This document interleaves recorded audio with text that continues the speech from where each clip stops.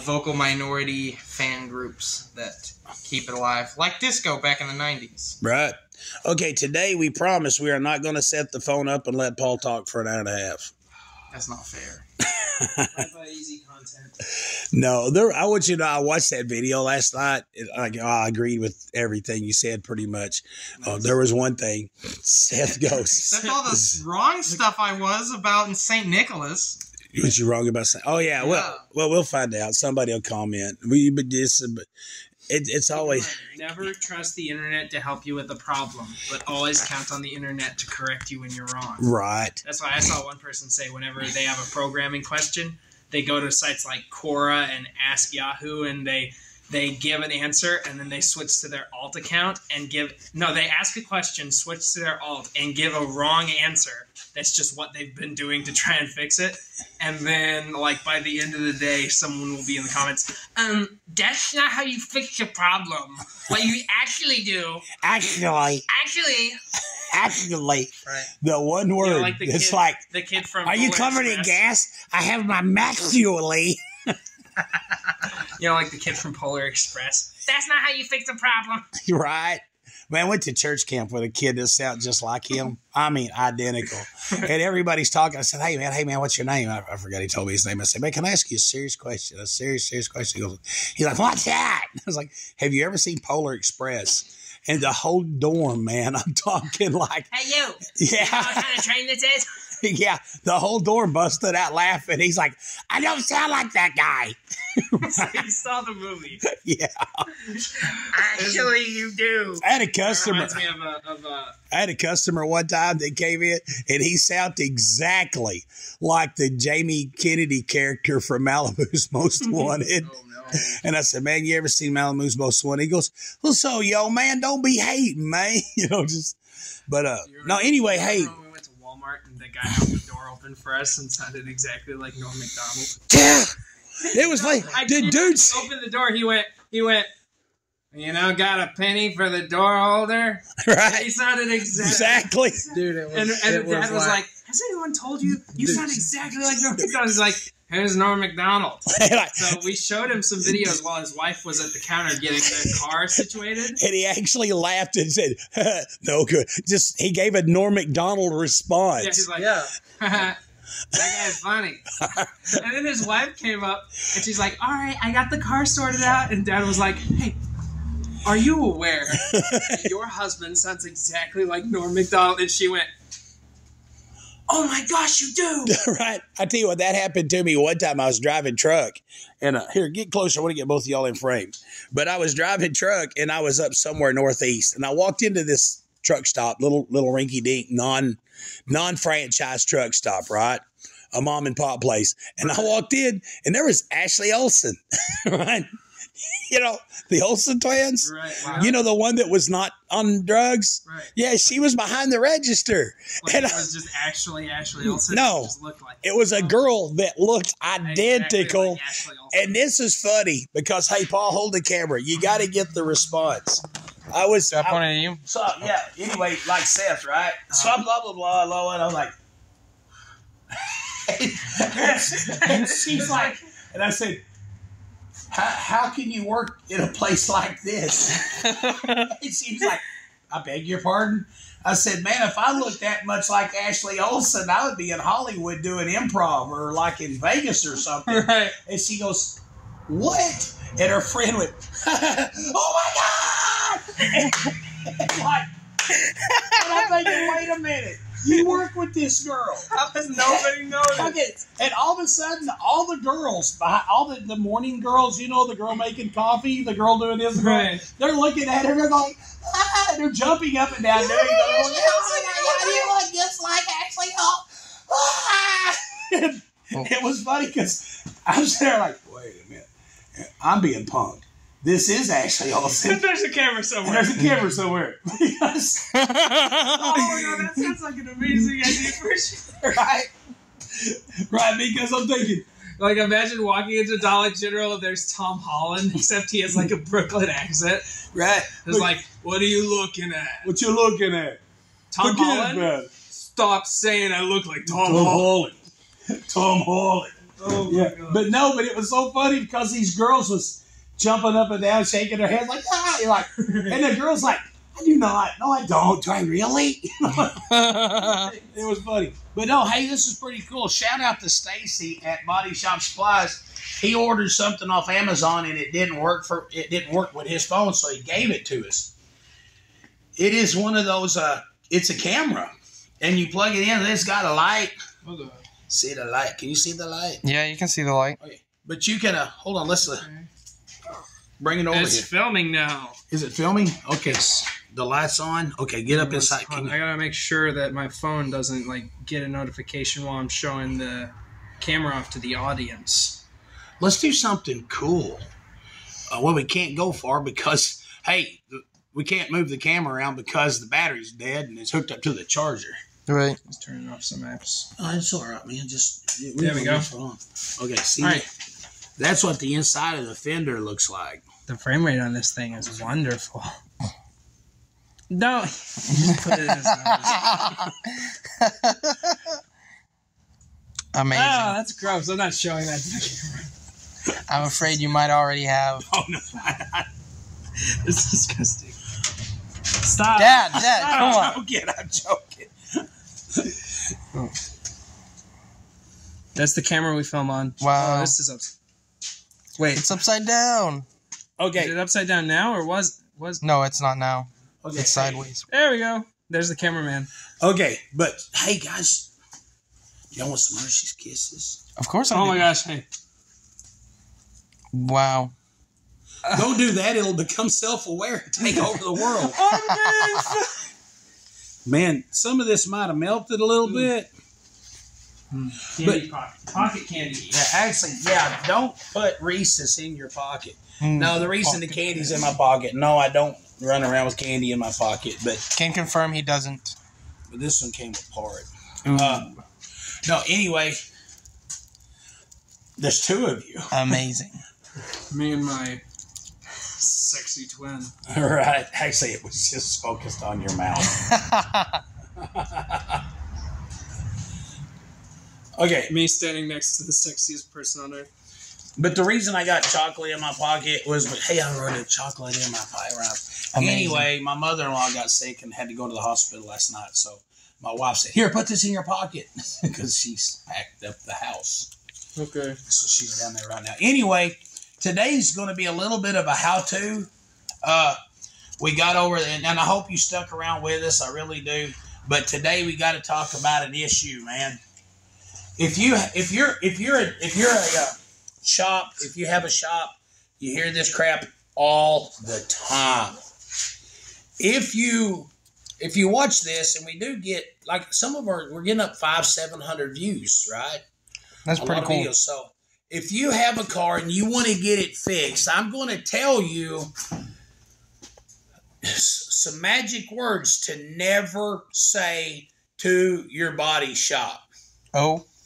If you want, I'm going to tell you what to say if Hold you on. really Sorry, I'm want to make shaking a the little. guy at the shop angry. And he might just stick it to you for another $500-600 because of what you said. Yeah, because some people are jerks. And they don't like... But this is the thing, and I have people do it all the time. It gets on my nerve every time. But if you plan on taking your car, he's playing with the camera. Are you catching this? Yeah, I am. That is awesome. He is flat out in It there. does it. I gotta look at my eye. Gotta find out what's wrong in there. Doctor, my eye. No, I missed that. No. Doctor, my eye. If I I tried to can do look that... far enough, I can see my brain and figure out what's wrong. If I tried to do that, I still wouldn't be able to see into my eyeball. Wah. But no, listen, this is serious. I have people call all the time. Y'all are taking over the shop. Y'all are going to hear it a million times. Right. And it goes like this. Hey, man, y'all paint cars? Yep. How much would you charge to paint my Blah, blah, blah, year, blah, blah. make, model, whatever? Yeah. Man, Sometimes just my car. man, all it needs is just sand and paint it, man. It ain't got a dent in it. My gosh. I'm going to tell you this. Your car has hundreds of dents in it. Maybe not hundreds. Maybe if you have a car that you think is perfect, it's got dozens of dents in it. I guarantee you might not see them now, but if we scuffed and shot that and painted right over them, you would be back in 2 days. Look at all these dents. I've seen it happen. Yeah. Okay. This is a Chevy truck fender. It was made from 1988 until 1999. Yeah. Yeah, so they made that truck. Chevy made that truck for 11 years. That's a long time to make the same truck.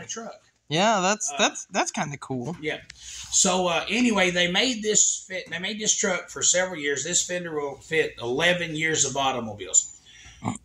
We got this fender used for a customer, and when it looked good. The paint was bad, but the fender looked good. It had a little bit of it had a small rust hole down here we had to cut out and weld, but that's not an issue because you expect that. From what is this? This is off of a 90 model Chevy, so you're looking at a 33-year-old fender.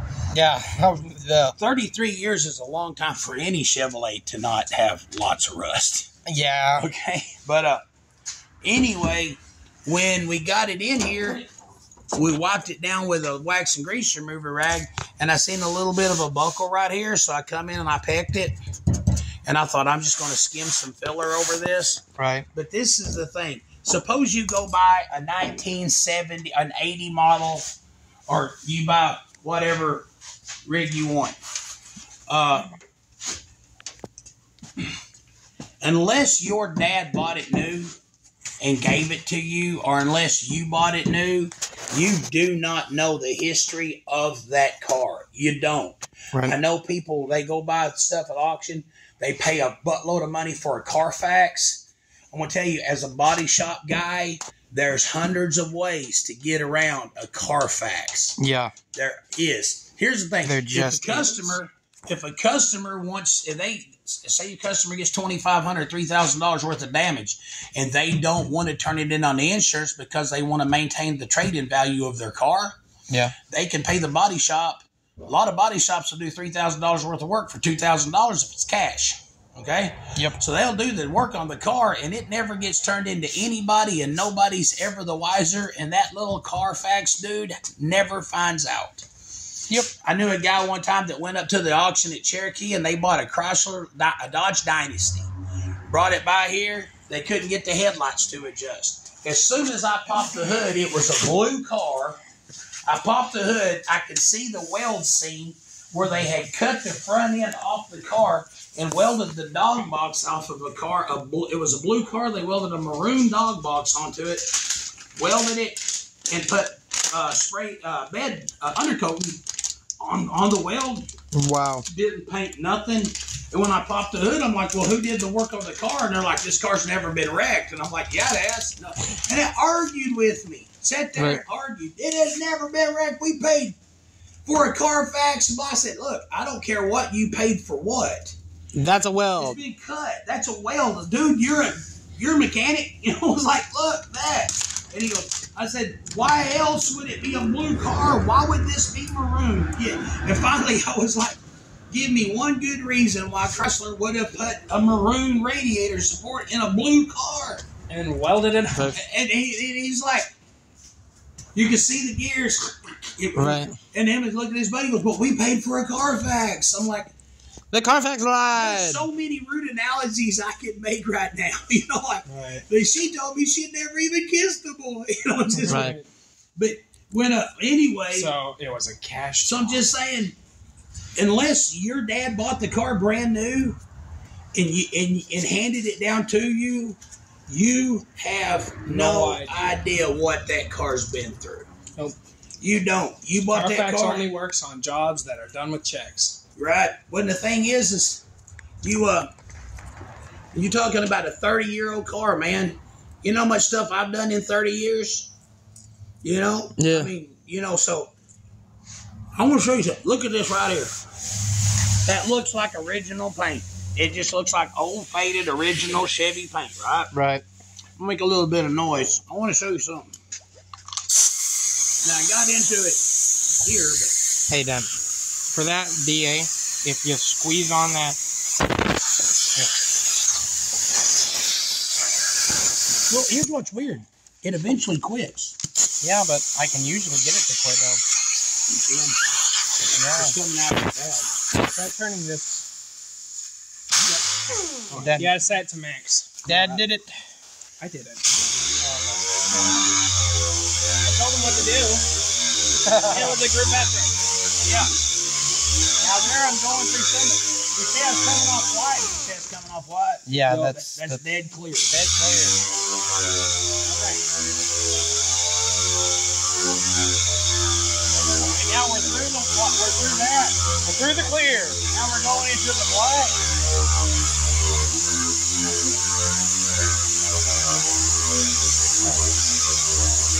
Now you see that? Yep. That.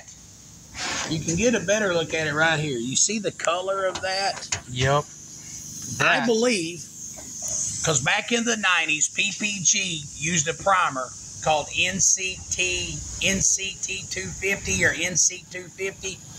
That was this goofy pink looking primer. Pink. If you go out and look at Bob, my truck, out there, Yeah. Bob has painted that color because I painted it and I just never got back around to it. Now I want to show you something. Hold that thought. Y'all can monologue for a second. Oh, Cool. Just while Dad's gone. Camera's pretty fun. Image quality is really low. Pictures look like crap, but it's good enough that now the... I think I'm gonna start Twitch streaming with it. Yeah, I think I'm going to start live streaming with that little camera. I think if the grinder not up, It's not in the drawer. What are you looking for, Dad? right here. It is. I'm pretty sure it's in the other building. Grab it right quick. But basically, with that endo camera, we'll be able to get in, like, say if this was actually taken out, then there was something in there that we wanted to see, like some damage. Here's another thing. Like, you know, we deal with a lot of old cars that have been sitting for 15, 20 years. Yeah. Normally, I put a battery on a car. Will it crank over? You know, blah, blah, blah, you know, and it starts. I've never thought about when a car sits for a long time, getting rust in the cylinder. There's the deal if you get a car and you want to actually drive it, it's not stuck. But you want to drive the car, you can run that down through the plug hole, see if there's any significant rust in the cylinder. If there is, you can just stop, go ahead and bolt it in the shop. You ate the heads off, clean it up. Right, instead of having to take it all off to see if there's rust in it. Right. But the reason I want Seth to... Hey, Seth, don't worry about it. Here's the deal right now, what we're doing. Yeah, we're kind of goofing around. We're waiting on an insurance adjuster. The camera's crooked. Okay. We're waiting on an insurance adjuster to come for the car. And I gotta run back to Little Rock. Tony's in the hospital with her mom, so pray for her, please. Yeah, I see what you're talking about. That clear's still a little icky, isn't it? Yeah. Okay. But anyway, when we were grinding this spot off, right, all of a sudden I got to going, this primer is a 1/16 of an inch thick. Yeah. That primer, somebody did the body work with the primer. You never do body work with primer. Because it ends up being gross. So it ends up cracking. Yeah. Apparently it's stuck on here because I do believe that is NCT PPG, NCT 250. But like I said, when you here's the thing. We want, and I know some really good body stuff.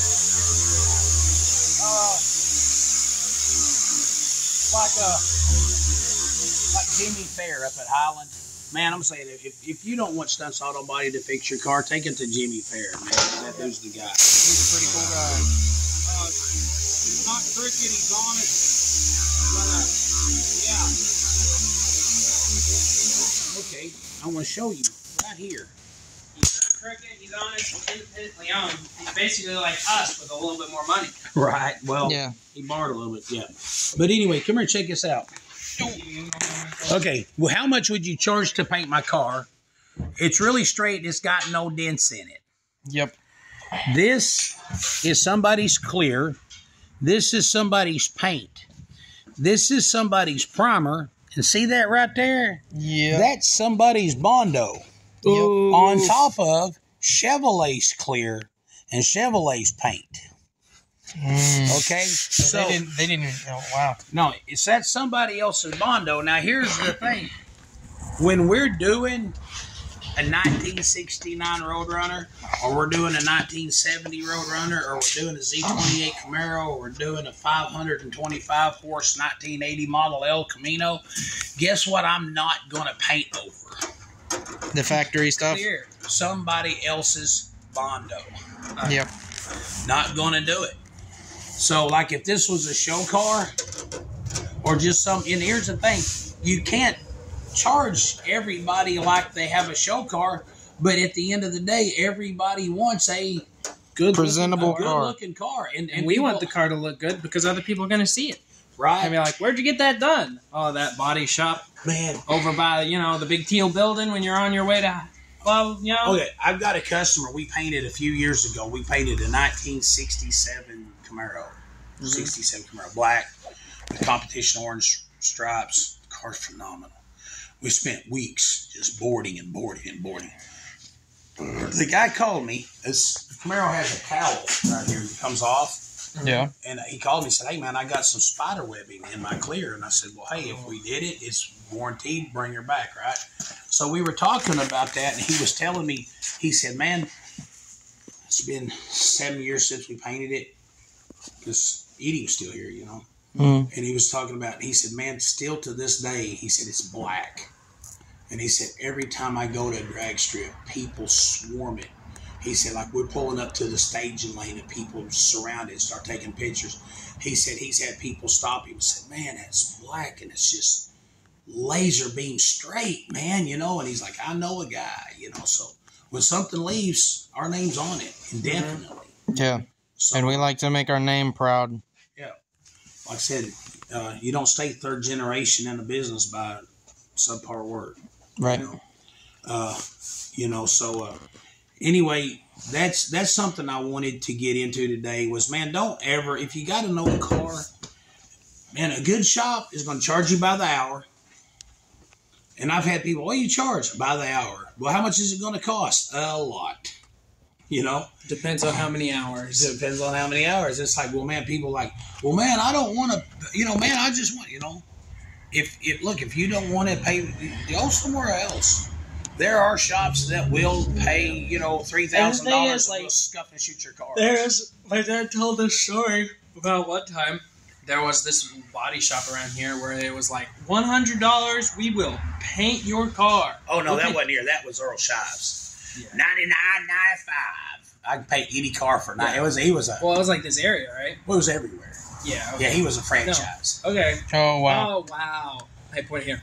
That's like, imagine if you went to go get, like, your tax returns done, and you went to, like, a McDonald's. And they're like, we're offering tax returns. Oh, we'll file your taxes for $12. Yeah.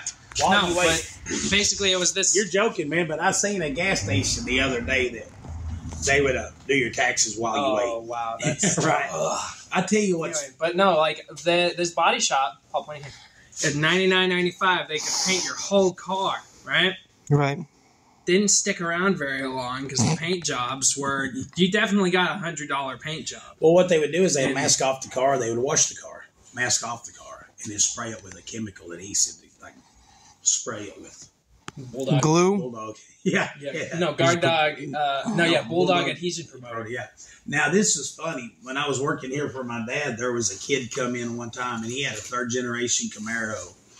And when you walk in, it's like, what color do you want? It's like a video game. There's 8 colors to choose from. Right. So you walk in the door, and there's this colors, and you could pay more. They go get whatever color you want. But if you wanted that cheap paint job, it was right there on the wall. So this dude, he had the blue, and they had a really brilliant, sparkly blue. They did. And that car was painted. And it did. The paint job on it sucked almost as bad as the paint job on the trunk and tailgate of that El Camino right there. And we didn't paint that El Camino. We did not paint that. But that was the color. That's the color it was when we got here. Yeah, but Anyway, that paint job looked like crap, man. It was horrible, horrible, horrible. But he hit a deer, and he come in wanting an estimate, and the deer didn't do much damage. It hit the bumper cover, and that paint that they put on, it was just hard. So, I mean, it cracked and flaked off and come off in big chunks. You know, so we were going to have to strip the bumper cover and paint it. Fine. And so, man, but that crap was on there so thick. And was like, man, we're going to take the bumper cover off. We're going to have to strip it down. Mm-hmm.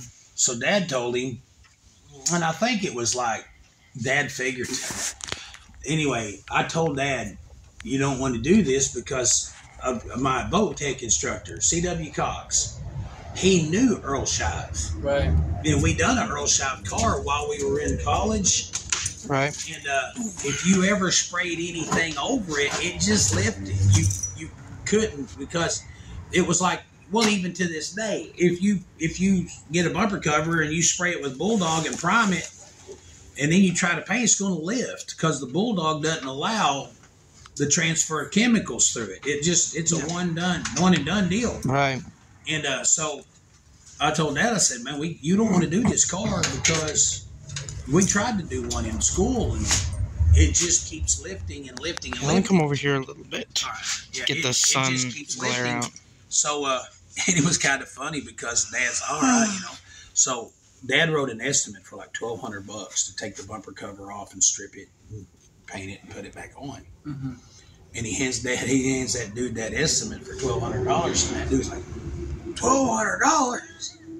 He said, that's more than I paid for my whole paint job. And Dad's like, I can tell. And he goes, what do you mean by that? And of course, You got that 995 paint job. you got that Little Rock, Arkansas. Of course, in Little Rock, it wasn't called Earl Shive's Little Rock. It was Economart. Oh, yeah. But they got pretty good. I've seen some Economart paint jobs. People Probably like pay don't cost $1,200, $1,500 for. Yeah. And it looked like $5,000-$6,000 paint jobs. Really? It looked good. Yeah. I guess someone out there figured it out. $99.95. No, it's like they actually sanded it. But I tell you They what, actually did the job. I did that once. I was watching videos and I watched this black dude with an El Camino, and he got a Mako paint job. And after that, the algorithm for YouTube just kept showing me Mako paint jobs, and people like, they painted my door panels, man. You know, because they just opened the door. When I was a kid, my dad had a '65 Pontiac GTO. Mm-hmm. This was funny. Dad had a '65 Pontiac GTO, and this was like in '71 or '2. I was just a little guy, but Chevy come out with that new color. Chevy come out with a race car called the Heavy Chevy, and it had a blue on it that was just brilliant. So my dad went to the paint store, Crow and Burlingame's at Batesville, and he bought that paint. And there was an old boy at Batesville that painting cars for like $200, $100. No, at the time back then it was like $50, $60. I mean, it was. But anyway, so Dad drove that beautiful. It was gold '65 GTO over there, and he took that gallon of paint and he said, "I want my GTO painted that color, man. This color." And the dude's name was John Ed, and he was like, "You're right, yeah, we'll do it." I want the door jambs paint. I wanted it complete. I wanted it to be a complete paint job. And so the dude pulled it in, and he did, man. He opened the doors and painted the inside of the door jambs. I mean, he painted the dash, the carpet, the door seal. Oh my goodness! Oh my gosh! Panels. Oh no! But what was really bad, and I remember being a little kid and me and Dad getting in that car with a bucket of paint thinner, cleaning the seats. You know. But what was so funny was when Dad and Mom go get the car later and they pull in and they're set a beautiful Heavy Chevy blue 71, 72 Mustang, right? And Dad goes, man, that looks like my paint, right? And drove on up, and they're set a Ford Grabber blue 65 Pontiac GTO.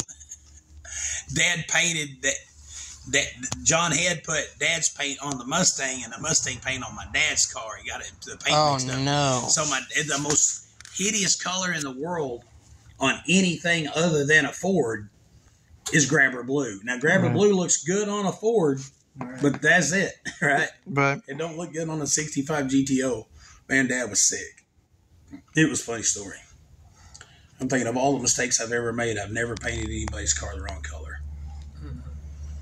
Yeah. I would have a hard time wrapping my head around that. If I were to walk in and realize I painted the car like a totally wrong color, dude, I don't know what I'd do with myself. That would be a bad day. The worst mistake I ever made like that was one of the worst mistakes. My dad's so good at stuff that I don't even know how to do. Back when Dad was painting single stage enamel a lot, he could paint part of a fender, and he would take reducer, we would call it retarder and blender, mix it together, and he would paint, and then he would come back and fog that blender on it, and it would fog. It would melt that new color into that old color.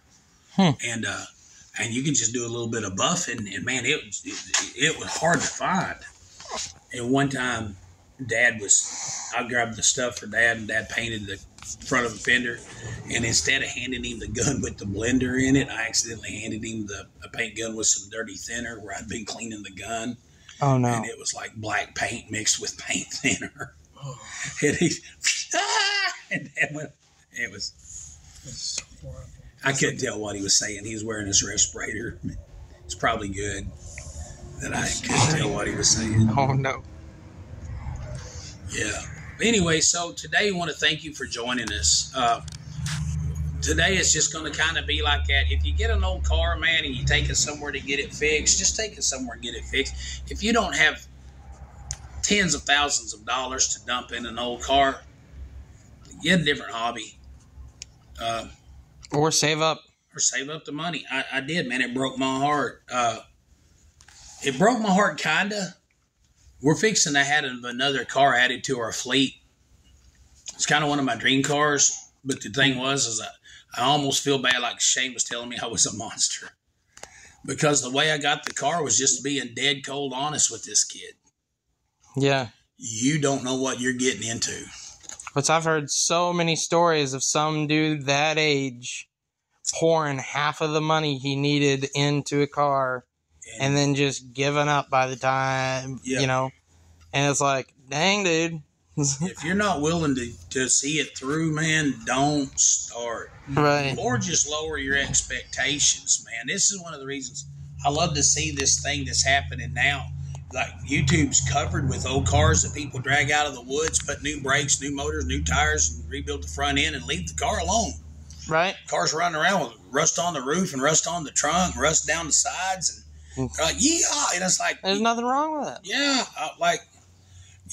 people been doing it with, but isn't this kind of weird? That's a new culture. It's funny, like, and I'm going to set the record straight. I'm 56 years old.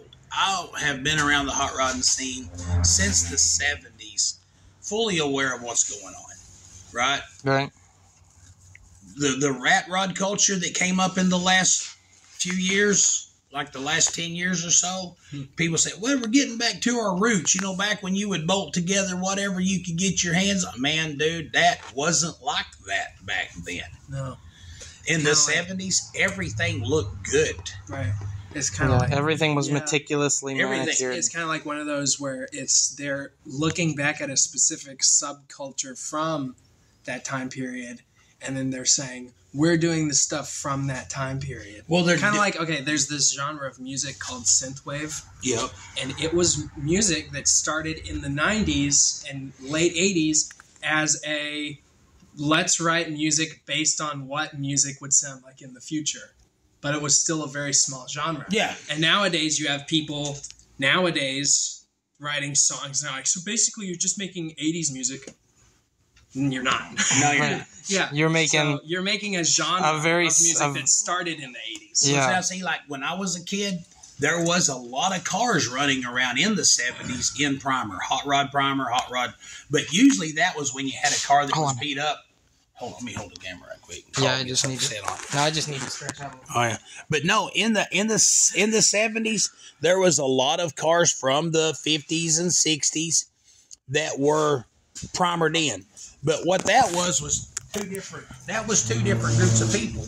One that was somebody that had a car that was in pretty rough shape, so they primered it so you couldn't see the dents because shiny paint shows dents, right? Mm-hmm. So and I remember the first time I bought a 1973 Satellite. I bought a 73 Satellite, jacked up, big meats, had a 318 dual exhaust.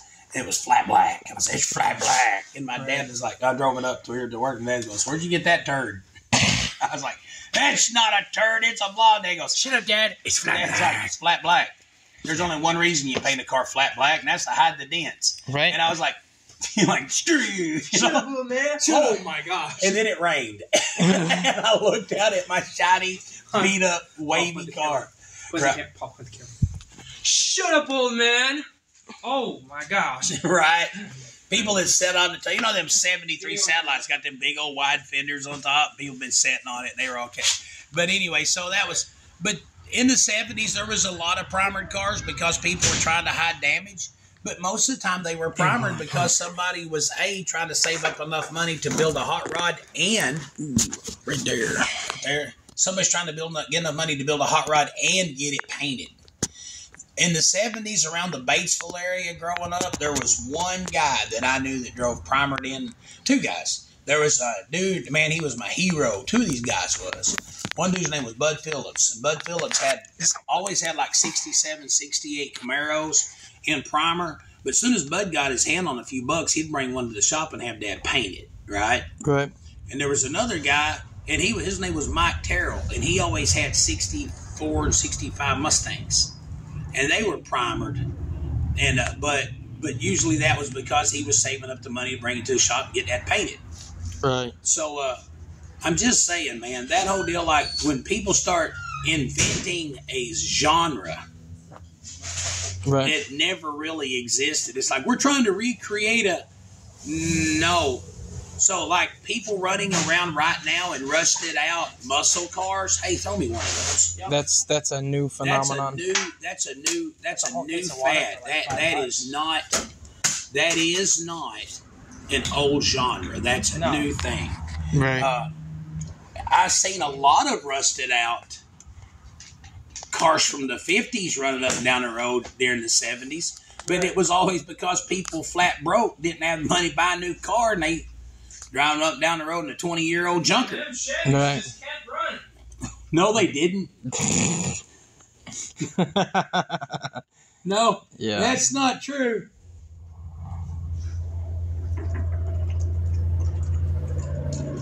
True story. If you go to a car show right now, here is going to be flooded with 55, 56, 57 Chevrolets. Hundreds of them. Yeah. They're everywhere. I've been there. I know it for a fact. Yeah, we judge that car show every year, and it's like 55, 56 Chevrolets can take up all the trophies. El Caminos are us. El Caminos are us, right? Yeah, lots of those. You don't see a lot of 55, 56, and 57 Fords. And but as a kid in the 70s, I'm telling you, in the 70s, I saw a lot of Tri-5 Chevys sitting behind barns and lots of Tri-5 Fords run up and down the road. So usually by the time a Ford died, when Chevy died, it was 5, 6 years old. Still a good car, still a new car. So grandson comes along, puts a starter or a motor or a transmission in it, and he's driving Grandma and Grandpa's old car. Grandpa drove the tires off 57 Ford. By the time the 57 Ford died, it was wore out from the bumper to bumper. Just right. They were gone, so I like him with Fords. I wish that adjuster would hurry up and get here. Okay, I'm almost you are getting a call from someone, and I don't know who it is. Hey, y'all, thank you for joining us.